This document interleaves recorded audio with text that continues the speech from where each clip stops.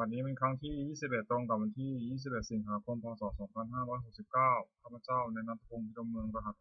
57 ขอเปล่งวาจาถวายแก้เสียงสาธยายพุทธมนต์ถวายเป็นพุทธบูชาธรรมบูชาสังฆบูชาและเป็นอาจารยบูชาแด่องค์หลวงปู่ทวดเหยียนน้ำทะเลจืดและหลวงปู่ศิลาขอเทพเทวดาเจ้าทั้งหลายโปรดจงมาอนุโมทนาในการสวดสาธยายของข้าพเจ้านี้ขออนุภาพคุณพระรัตนตรัยครูบาอาจารย์เทพเทวดาทั้งหลายโปรดจงบันดาลให้จิตของข้าพเจ้าเป็นสมาธิอันควรแก่การสวดสาธยายมนต์ต่อไปอะระหังสัมมาสัมพุทโธภควาพุทธังภควันตังอภิวาเทมิสวากขาโตภควตาธัมโมธัมมังนัมมัสสามิ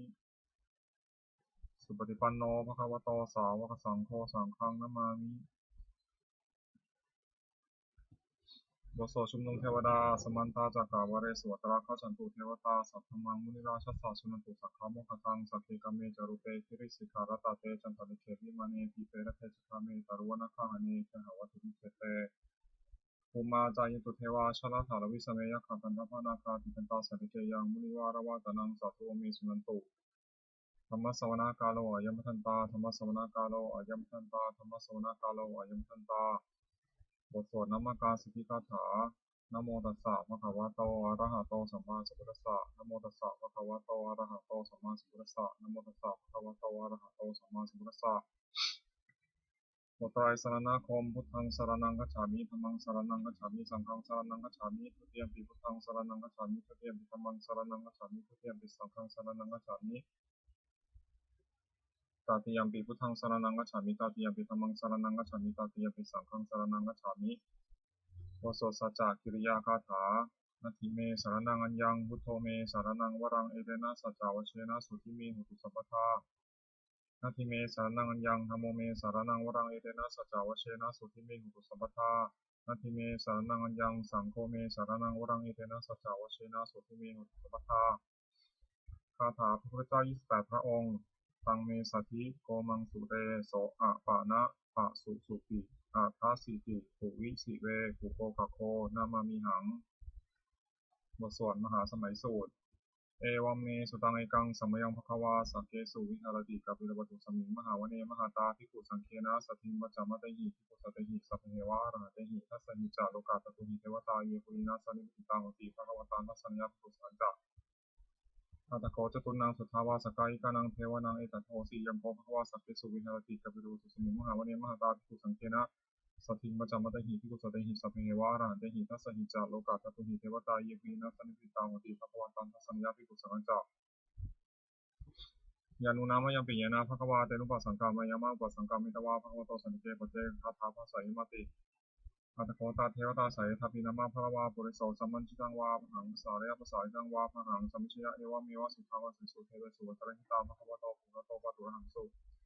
อัตโคตาเทวตาภควันตังอภิวาเทวายกรรมตังตังสุกรรมตังพิตาโขเอกาเทวตาภควโตสันติเกยิมังคังวาสีมหาสัมโยปาวนาสมิงเทวกายาสมังคตาคัตมหอิมังธรรมะสมยังทิตายาวะปราชิตาสังฆติอัตโขปราเทวตาภควโตสันนิเกยิมังคังวสีตตาภิกขวสมาทังสุติตังอัตโนชุกรรมกังสุสารทิวะเนตานิกาเหตวะอินทิยานิละคันติปันติตาติอัตโขปราเทวตาภควโตสันนิเกยิมังคังวสีเชตวะคีรังเชตวะบริคังหิทคีรังโอหัจิมเมชาเตตนะติสุทาวิมลาสุขุมตาสุขันตาสุสุนัคติอัตโขปราเทวตาภควโตสันนิเกยิมังคังวสีเยเกจิปุตังสรนังคตาเสนเตขมิสันติอภายภูมิปหายาปนุสังเมหังเทวกายังบริโภคสันติติ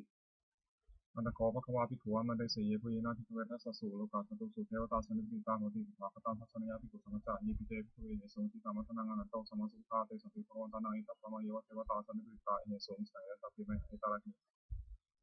เยปิเตภิกขเวภูวิสันติอนาคตามัทนังอนันโตสมัสสุขาเตสัพพิภวันตานังอิตัปปะมะเยวะเทวตาสนิปิตาภูวิสันติสัยตัพพิเมหิตาระหิอสิกิสัมมิภิกขเวเทวะกายนานามานิ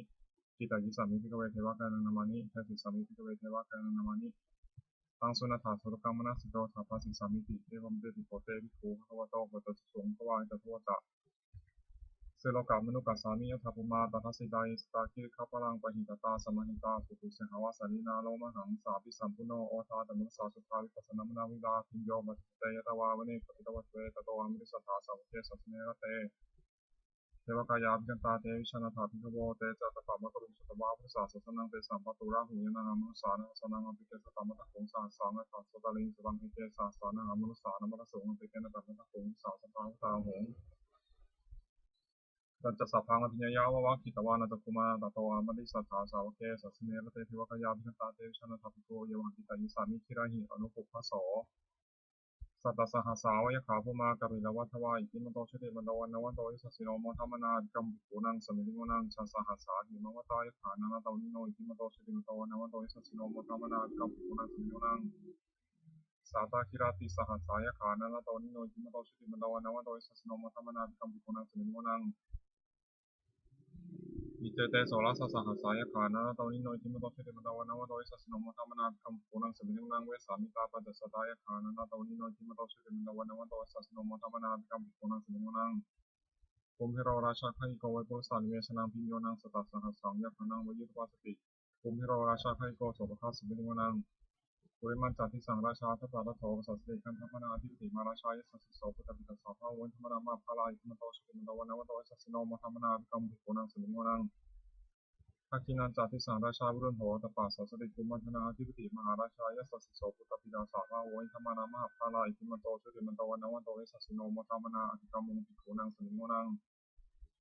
ปัจฉิมัญจติสังราชาวิรูปโขภาษาสตินาคนังอธิปติมหาราชายสัสสิโสปุตตปิตัสสะภาวันธรรมนามาภาลายธรรมโตสุติมันโตวันนวันโตสัสสิโนมธรรมนาภิกรรมภิกขุนังสมิลิโมนังตารันจัติสังราชากุเวโรตปัสสัสติยคณะอธิปติมหาราชายสัสสิโสปุตตปิตัสสะภาวันธรรมนามาภาลายธรรมโตสุติมันโตวันนวันโตสัสสิโนมธรรมนาภิกรรมภิกขุนังสมิลิโมนังปุริมาทิสังทตารัตโถทักขิเนนาวุนหะโกปชิมินาวุรุปโขกุเวโรตัมทิสานิตาโลเตมหาราชาสมันตาตโตทิสาทัพพะมนาอคันสุเนกัปิโนวัตเวเตสัมมยาวิโนทัสสาคูจันทสถามยาคุตุเอติภูวิภูจาวิภูโตสหะสันทโนกรรมเสโถจาคินุคันทูนิคนุจาปนันโทปาวิญโยจาเทวสุโตจมาจริกิจเสโนตกันทโพนโรราชาชโนสัพโพอาภูปัญจสิกขเทวะเตมทโรโสยวัชสาเอเตเตเยเสราชโนคันทภาสาราชทิโมธรรมนาธิกรรมปุกุณาสมินิมนัง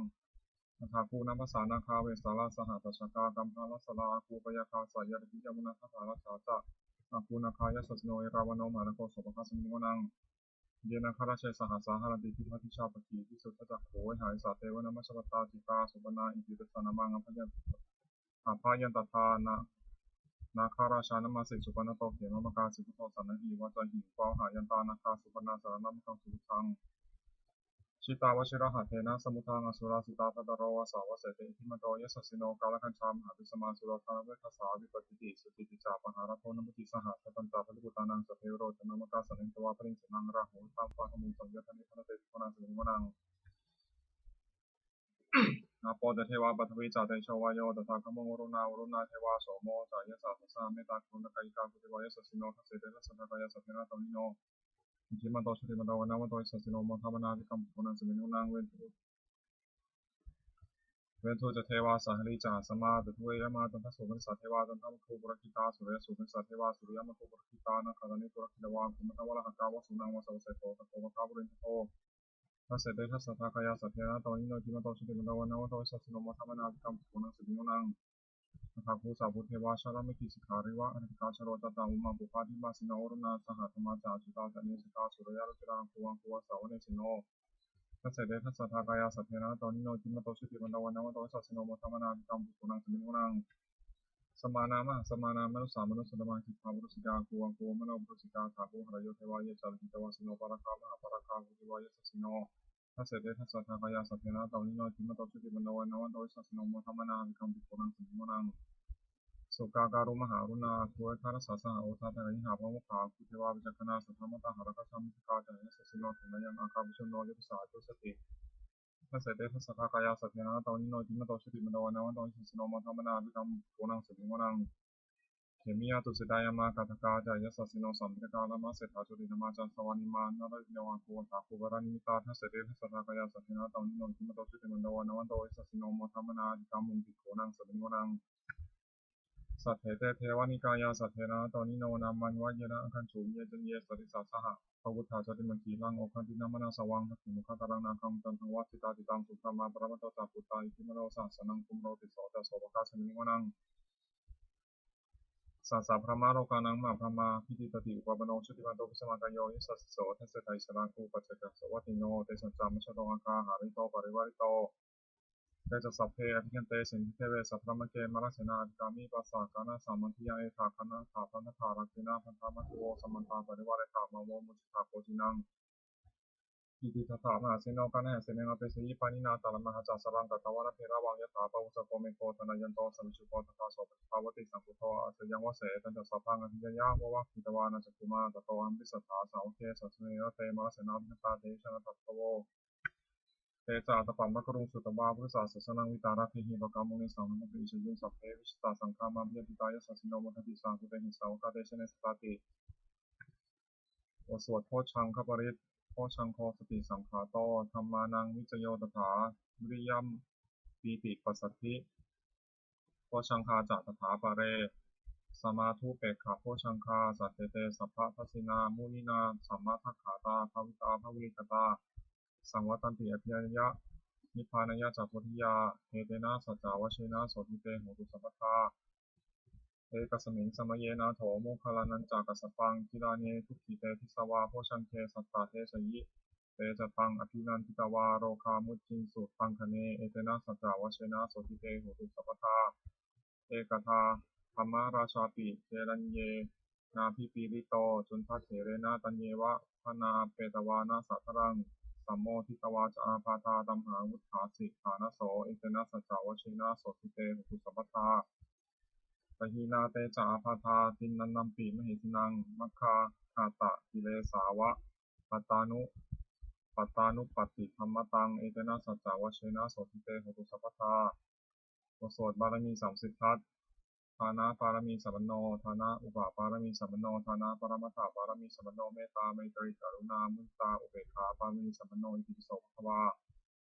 ศีลปารมีสัมปันโนศีลอุปปารมีสัมปันโนศีลปรมัตถปารมีสัมปันโนเมตตาไมตริกรุณามุตตาอุเบกขาปารมีสัมปันโนอิติปิโสภควาเนคขมะปารมีสัมปันโนเนคขมะอุปปารมีสัมปันโนเนคขมะปรมัตถปารมีสัมปันโนเมตตาไมตริกรุณามุตตาอุเบกขาปารมีสัมปันโนอิติปิโสภควาปัญญาปารมีสัมปันโนปัญญาอุปปารมีสัมปันโนปัญญาปรมัตถปารมีสัมปันโนเมตตาไมตริกรุณามุตตาอุเบกขาปารมีสัมปันโนอิติปิโสภควาวิริยะปารมีสัมปันโนวิริยะอุปปารมีสัมปันโนวิริยะปรมัตถปารมีสัมปันโนเมตตาไมตริกรุณามุตตาอุเบกขาปารมีสัมปันโนอิติปิโสภควาขันติปารมีสัมปันโนขันติอุปปารมีสัมปันโนขันติปรมัตถปารมีสัมปันโนเมตตาไมตริกรุณามุตตาอุเบกขาปารมีสัมปันโนอิติปิโสภควาสัจจะปารมีสัมปันโนสัจจะอุปปารมีสัมปันโนสัจจะปรมัตถปารมีสัมปันโนเมตตาไมตริกรุณามุตตาอุเบกขาปารมีสัมปันโนอิติปิโสภควาอธิฐานะปารมีสัมปันโนอธิฐานะอุปปารมีสัมปันโนอธิฐานะปรมัตถปารมีสัมปันโนเมตตาไมตริกรุณามุตตาอุเบกขาปารมีสัมปันโนอิติปิโสภควาเมตตาปารมีสัมปันโนเมตตาอุปปารมีสัมปันโนเมตตาปรมัตถปารมีสัมปันโนเมตตาไมตริกรุณามุตตาอุเบกขาปารมีสัมปันโนอิติปิโสภควาอุเบกขาปารมีสัมปันโนอุเบกขาอุปปารมีสัมปันโนอุเบกขาปรมัตถปารมีสัมปันโนเมตตาไมตริกรุณามุตตาอุเบกขาปารมีสัมปันโนอิติปิโสภควาทัสสะปารมีสัมปันโนทัสสะอุปปารมีสัมปันโนทัสสะปรมัตถปารมีสัมปันโนเมตตาไมตริกรุณามุตตาอุเบกขาปารมีสัมปันโนอิติปิโสภควาพุทธังสรณังคัจฉามิธัมมังสรณังคัจฉามิสังฆังสรณังคัจฉามินะมามิหังนะโมตัสสะภะคะวะโตอะระหะโตสัมมาสัมพุทธัสสะนะโมตัสสะภะคะวะโตอะระหะโตสัมมาสัมพุทธัสสะนะโมตัสสะภะคะวะโตอะระหะโตสัมมาสัมพุทธัสสะบทสวดพระคาถาที่พยมนต์เจริญธาตุ6พุทธังอายุวัฒนังชีวิตังยาวานิพพานังสรณังคัจฉามิธัมมังอายุวัฒนังชีวิตังยาวานิพพานังสรณังคัจฉามิสังฆังอายุวัฒนังชีวิตังยาวานิพพานังสรณังคัจฉามิทุติยมปีพุทธังอายุวัฒนังชีวิตังยาวานิพพานังสรณังคัจฉามิทุติยมปีธัมมังอายุวัฒนังชีวิตังยาวานิพพานังสรณังคัจฉามิทุติยมปีสังฆังอายุวัฒนังชีวิตังยาวานิพพานังสรณังคัจฉามิตติยมปีพุทธังอายุวัฒนังชีวิตังยาวานิพพานังสรณังคัจฉามิตติยมปีธัมมังอายุวัฒนังชีวิตังยาวานิพพานังสรณังคัจฉามิตติยมปีสังฆังอายุวัฒนังชีวิตังยาวานิพพานังสรณังคัจฉามิวายโยจักพุทธะคุณังอรหังพุทโธอิติปิโสภวานามามิหังอรหังสัมมาสัมพุทโธวิชาจารณะสัมปันโนสุขโตโลกวิทูนุตโรปุริสธรรมสารติสัทธาเทวมนุสสานังพุทโธภควติวายโยจัตธรรมเมตังอรหังพุทโธอิติปิโสภวานามามิหังสวากขาโตภควตาธโมสัตถิโตอากาลิโกอิติปัสสิโกวันยิโกปัจจตังวิตโกนิพิติ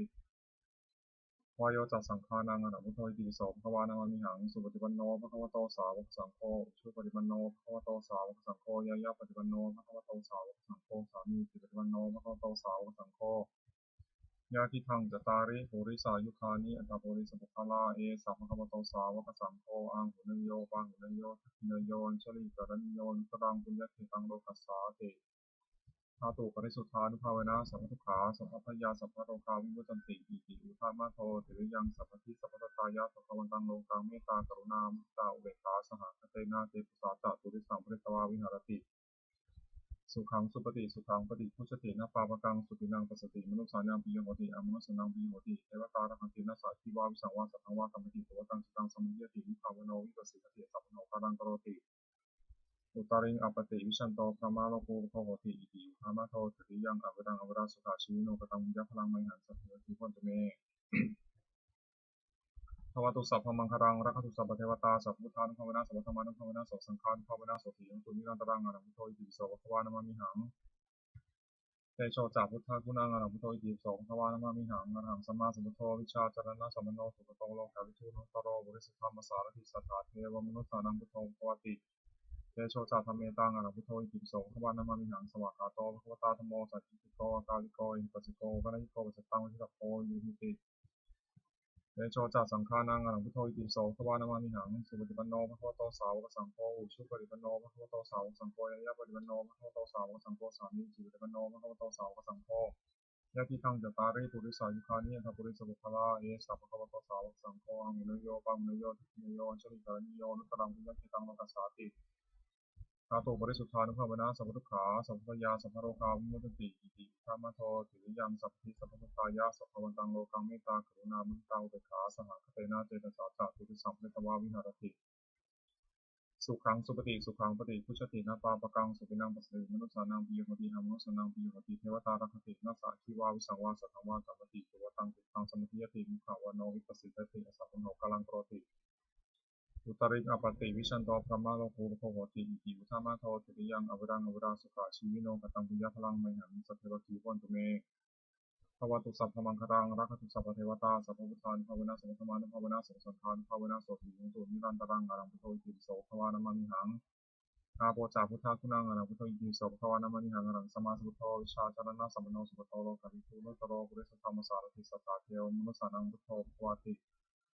อาโปจาธรรมเมตังอรังพุทโธอิติปิโสภวานามามิหังสวากขาโตภควตาธัมโมสันติโตอากาลิโกอิปัสสิโตปะนิโกปัจจตังวิทัพโพยุติ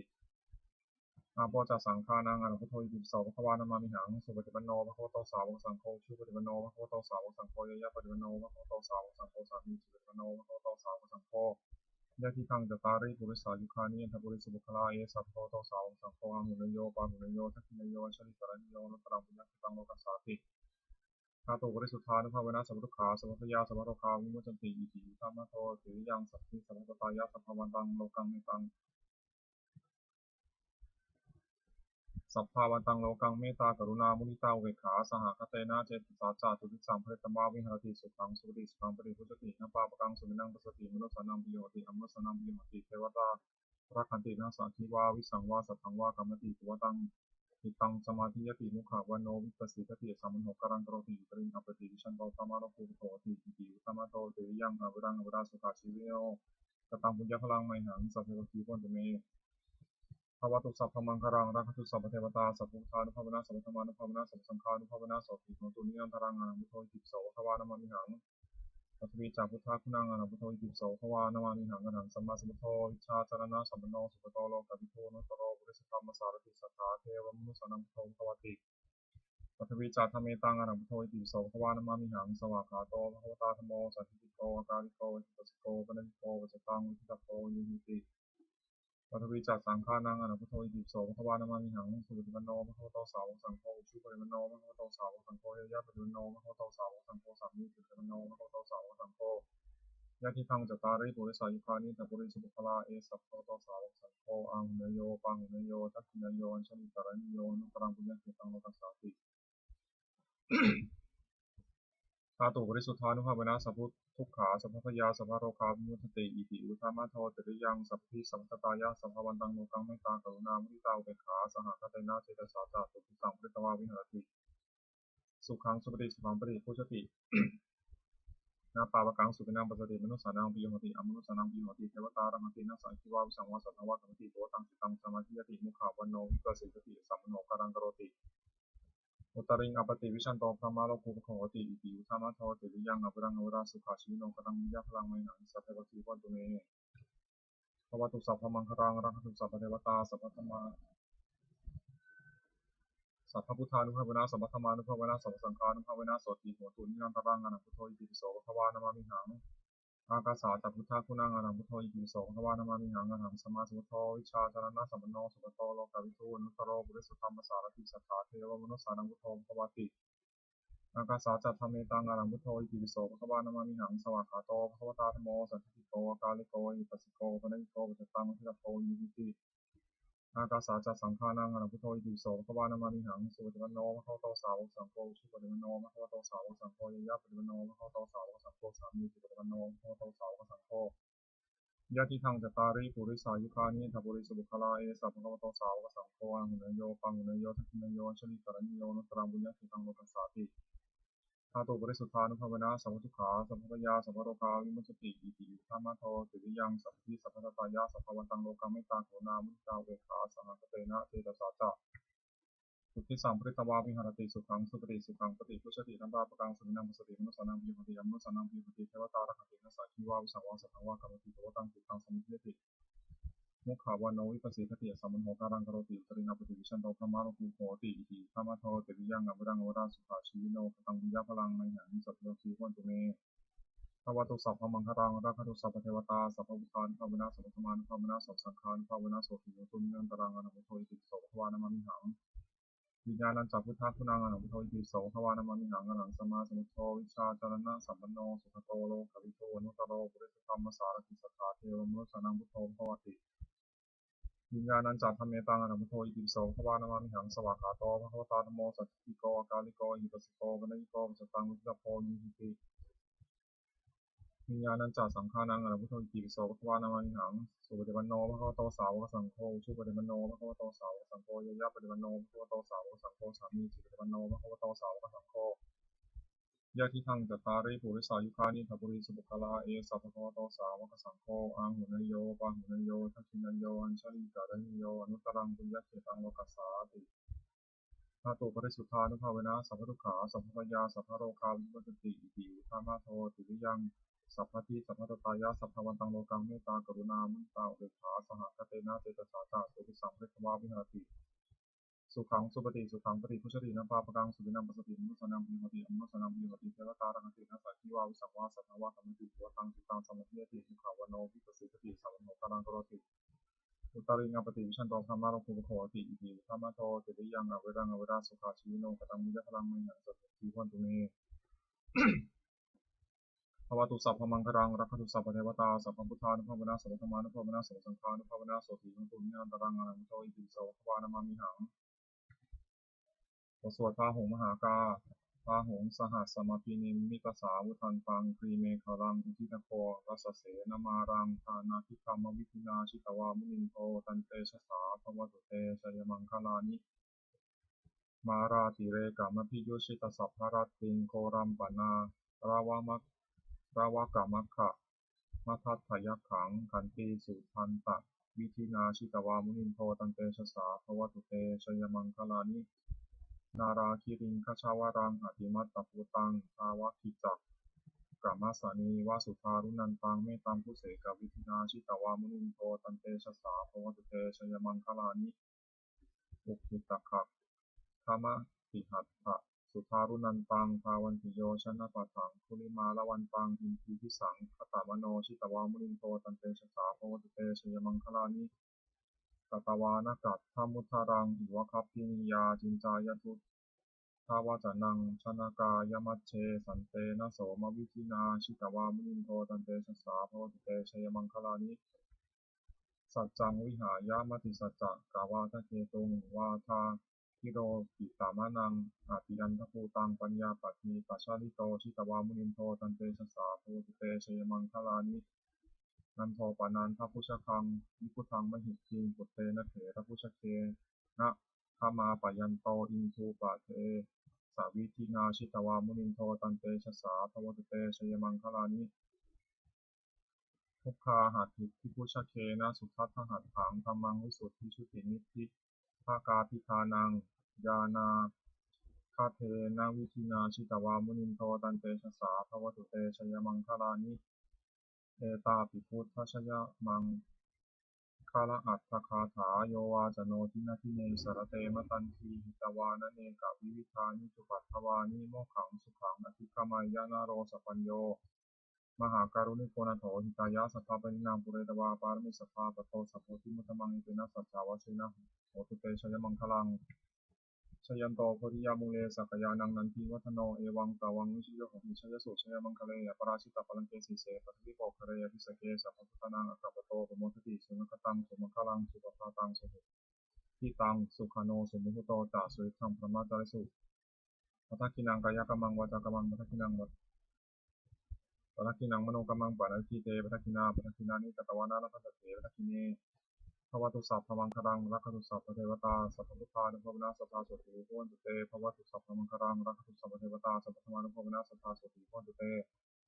ภวตุสัพพมังคลังรักขุสัพพเทวตาสัพพสังฆานุภวนาสัทธาโสติโหตุเตบทสวดภวติงสากาลปาฐะอาการ32ยังโขเมกายโยกายของเรานี้แหละอุพังปาทาสาราวิบุญแต่พื้นท่าขึ้นมาอาโทเกสะมัทกาพื้นต่ำแต่ปลายผมลงไปตัดจากปริยันโตมีหนังหุ้มอยู่ที่สุดรอบปูโรนันปาคารสะอสุติโนเต็มไปด้วยของไม่สะอาดมีประการต่างๆอัตถิมัสนิงกายเยมีอยู่ในกายนี้เกสาทุกทั้งหลายโลมาทุกทั้งหลายนาคาที่เล็กทั้งหลายอันตาทุกทั้งหลายตาโจคือหนังมังสังคือเนื้อนาหารูคือเอ็นทั้งหลายอัฐิคือกระดูกทั้งหลายอัฐิมิชังเยื่อในกระดูกวักกลางม้ามอัฐยังหัวใจยากานังตับกิโลมะกังผังผืดปีหกังไตตับปะสังปอดอันตังไส้ใหญ่อันตาคุนังไส้น้อยหูทาริยังอาหารใหม่กะริสังอาหารเก่ามัทธะเกมัทธะลุงคังเยื่อในสมองศีรษะปิดตังน้ำดีเสมหังน้ำเสลดปุโพน้ำเหลืองโลหิตังน้ำเลือดเสโทน้ำเหงื่อเมโทน้ำมันข้นอักษุน้ำตาวสาน้ำมันเหลวเขโลน้ำลายสิงคานิกาน้ำมูกรัสิกาน้ำไข่ข้อมุตังน้ำมูดเทวะมายังเมกายโยกายของเรานี้อย่างนี้อุทังปาทาตาลาวิบุญแต่พิเท่าขึ้นมาอัโทเกสามัทกาขึ้นต่ำแต่ปลายผมลงไปตัดจากปริยันโตมีหนังหุ้มอยู่ที่สุดรอบปูโรนันปากรัสสะอสุติโนเป็นนี้ด้วยของไม่สะอาดมีประการต่างๆนี้แลบทสวดอิติหะปัจเจกคณะปาฐะชราธรรมมหิชรังอนัตติโตเรามีความแก่เป็นธรรมดาจะรู้ความแก่เป็นไม่ได้พยาธิธรรมมหิพยาธิอนัตติโตเรามีความเจ็บไข้เป็นธรรมดาจะร่วงพ้นความเจ็บไข้เป็นไม่ได้มรณะธรรมมหิมรณะอนัตติโตเรามีความตายเป็นธรรมดาจะร่วงพ้นความตายเป็นไม่ได้สัพพิหิเตียหิมนาติหินานาภโวมินาภโวเราจากเราเว้นต่างๆหรือว่าเราจะต้องพัดพลาดจากของรักของเจอจะทิ้งสิ้นไป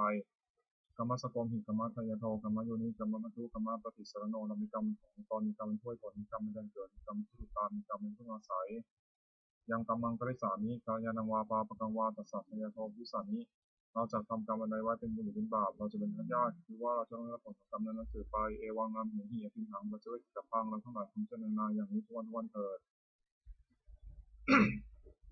บทสวดพระเทกรัตตาคาถาแปลอธิตังนันวะคามายานะปฏิกังเจนะคตังบุคคลมีคนตามคิดถึงสิ่งที่ล่วงไปแล้วด้วยอะไรและไม่พึงพะวงถึงสิ่งที่ไม่มาถึงยถติตามไปหินันตังอปตัญจานะคตังสิ่งในอดีตก็รับไปแล้วสิ่งในอนาคตก็ยังไม่มาปฏิปนังจะยธรรมังตถาพุทธสติสังฆังสังฆังตังวิธรรมวิธรรมเยผู้ใดเห็นธรรมมันเกิดขึ้นเฉพาะหน้าในที่นั้นอย่างแจ่มแจ้งไม่งอแงไม่คอนการของคนพ่อคุณในการเช่นนั้นไว้อาเชวะคิจามาตัดตังโกชัญญาเมื่อนังสุเวความเพียรเป็นกิจที่ต้องทำวันนี้ใครจะรู้ความสายในพรุ่งนี้นะเราสังฆารันเตนะมหาเสนามัชนาพบการถักเพียรธรรมจุฬาซึ่งมีเสนามากก็ไม่มีสำหรับเราเอวังวิหาริมาตาปิงของรัตตังตังเวไม่ได้กระโตเตสันโตจิตเตมิมันมีผู้สงบย่อมกล่าวเรียกผู้มีความเพียรอยู่เช่นนั้นไม่เกียจคร้านทั้งกลางวันกลางคืนว่าผู้เป็นอยู่มีเพียงเราจึงเดียวก็น่าชมบทสวดเมตตายังกินจิคาถาแผ่เมตตาแบบฉบับเฉพาะของผู้ชอบฐานะสโมยังกินจิกุศลังกัมมังสัพพิหิกเตหิกตังยังโนอนุโมทันตุสุนันโตโพนตเยเทวาอสิมิงคานีทิคตาทีพายุกาสตาโหตุสุขิตาโหตุทุกขาปมุนตตุมาตาปิตาสุขิตาโหตุทุกขาปมุนตตุสัพเพยติกาสุขิตาโหตุทุกขาปมุนตตุสัพเพยติกาสุขิตาโหตุทุกขาปมุนตตุ สัพเพปิสาสัพเพยถาสัพเพเปตาสุจิตาโหตุทุกขาปุญจโตสัพเพยจาริปัชญาสุจิตาโหตุทุกขาปุญจโตสัพเพนักขตาสุจิตาโหตุทุกขาปุญจโตสัพเพเทวาสุจิตาโหตุทุกขาปุญจโตสัพเพสามัติยังสมิชันตุโวปฏิภาณคาถายาเทวตาสันติวิหาราวาชินีตุเวคะเรปุริคะเรตหิตหิงทาธรรมะไทยนาโกนตุปิชิตาโสติโครนิคาวิหารามันทะเรเถราธรรมชาติวกาสุโวสารามิกาธนปฏิวัสกาคามาเจนิสาทิตมาจะอิสราสปาลุกุตาสุตาพุทธเตชนะพุชายวิจาทัสสัมภวาสังเกติชาตาทโวปปติกานิยมิกังธรรมวรังปฏิจเตสัพพิทุกัสสะกรณตุสังยังอันตุจิรังสรันธรรมธรรมธราจบุคลาสังโฆตุสมัคควะสัญญาจาหิตายะจาเนียปฏิสัมโมสัมภิวิธรรมจาริโนพุทธิงสัมปันมุเนยมะธรรมีอริยปาวิธิเตปสันนาโหนตุสัพพิปานิโนพุทธสัสสเนสมัทรังโมวชันโตกาลเทวะวัสโตอุทิทวยสัตตานังสมิทังเนตุเมฆนิงมาตาปิตาจัตตชังนิจังรักติประกังอิวังธรรมนาชโนมชังรักตุสัพพะเทวตาวิโยชนะคาถาสุขปตาสินิทุขาพิยปตาสินิพิยาสุขปตาสินิโสกาโหตุสัพเพปีธานิโนเอตาวตาจังนิสัมปทังวิยสัมปทังสัพเพวานุโมทตุสัพพะสัมปติสิทธิยาสานังทัตตุสัพพยาสิรังมัทตุสัพพะภาวนาทิฏฐังโหตุข้าชันตุเทวตาคตาสัพเพพุทธาภาปตาปฏิการจะยมพลังอาหารตาจาเตชนะรักขมัทมิสัมปโสบทแผ่เมตตาอุทิศสัพเพสัตตาสัทธาโหตุอัปราสุขาชีวิโนภาสัตทั้งหลายยืนยืนอย่างการละกันเลยจูนผู้ดำรงชีพอยู่ทุกทั่วเถิดกระตังบุญยังพลังไม่หังสัพพิวทีพ้นตุเมขอจับทั้งหลายจงได้สวยผลบุญตัวเจ้าดำเนินเพ็ญด้วยการวาจาและนั้นเทินสัพเพพุทธาพระปัตตาปัจเจกานันจะยังพลังหันตานันจาเดชนะนักขมัตมิสัมปโสสัพเพพุทธาพระปัตตาปัจเจกานันจะยังพลังหันตานันจาเดชนะนักขมัตมิสัมปโสสัพเพพุทธาพระปัตตาปัจเจกานันจะยังพลังหันตานันจาเดชนะนักขมัตมิสัมปโสสัพเพพุทธาพระปัตตาปัจเจกานันจะยังพลังหันตานันจาเดชนะนักขมัตมิสัมปโสสัพเพพุทธาพระปัตตาปัจเจกานันจะยังพลังหันตานันจาเดชนะนักขมัตมิสัมปโสสัพเพพุทธาพระปตาปัจเจกันเตรียมพลังอนันตานันจาเตชนะรักขมัตันโสโสสัพเพพุทธาพระปตาปัจเจกันเตรียมพลังอนันตานันจาเตชนะรักขมัตันโสโสสัพเพพุทธาพระปตาปัจเจกันเตรียมพลังอนันตานันจาเตชนะรักขมัตันโสโสสัพเพพุทธาพระปตาปัจเจกันเตรียมพลังอนันตานันจาเตชนะรักขมัตันโสโสบทสวดบูชาหลวงปู่ทวดนะโมพุทธิสตวะคันติมิยะอิติภควานะโมพุทธิสตวะคันติมิยะอิติภควานะโมพุทธิสตวะคันติมิยะอิติภควาสุมังคลคาถาโหตุสัพพังสุมังครังรักขุสัพพเทวตาสัพพุทธานุภาวนาโสติโหตุนิรันตรังโหตุสัพพังสุมังครังรักขุสัพพเทวตาสัพพธรรมานุภาวนาโสติโหตุนิรันตรังโหตุสัพพังสุมังครังรักขุสัพพเทวตาสัพพสังฆานุภาวนาโสติโหตุนิรันตรัง